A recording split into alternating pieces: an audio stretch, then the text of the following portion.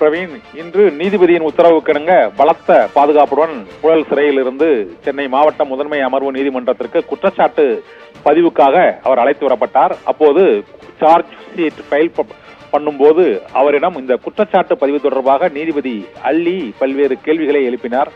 அப்போதுதான் செந்தில் பாலாஜி இந்த வழக்கை அமலாக்கத்துறை அரசியல் காழ்ப்புணர்ச்சியின் காரணமாக பொய் வழக்கு போடப்பட்டிருக்கிறது, நான் தவறு எதுவும் செய்யவில்லை, குற்றவாளி இல்லை, புனையப்பட்ட வழக்கு, நான் நிரபராதி என்று அவர் பல்வேறு வாக்குமூலங்களை அளித்தார்.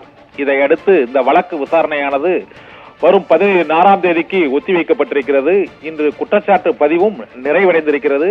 குற்றச்சாட்டு பதிவு செய்யக்கூடாது என்று செந்தில் பாலாஜி தரப்பில் ஏற்கனவே மனு தாக்கல் செய்யப்பட்டு அந்த மனு தள்ளுபடி செய்யப்பட்ட சூழ்நிலையில் தான் இன்று அவர் உடல்நலக்குறைவு ஏற்பட்டால் காணொலி மூலமாகவும், உடல்நலக்குறைவு இல்லை என்றால் நேரடியாகவும் ஆஜராக வேண்டும் என்று நீதிபதி அள்ளி உத்தரவிட்டிருந்தார்.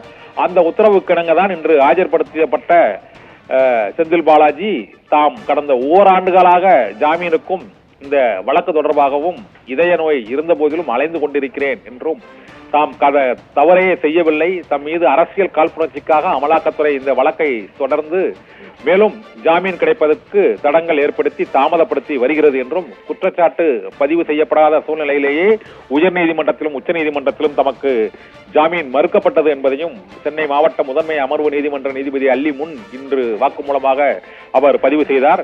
இதனால் குற்றச்சாட்டு பதிவு செய்யப்பட்டதை தொடர்ந்து அடுத்து விசாரணை தீவிரமடையும்.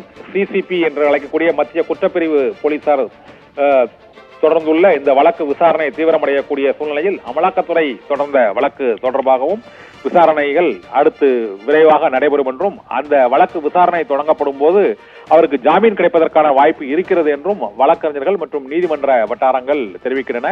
வழக்கு விசாரணையானது 14ஆம் தேதிக்கு ஒத்திவைக்கப்பட்டிருக்கிறது. குற்றச்சாட்டு பதிவு இன்று சென்னை மாவட்ட முதன்மை அமர்வு நீதிமன்றத்தில் நிறைவடைந்திருக்கிறது. பிரவீன்.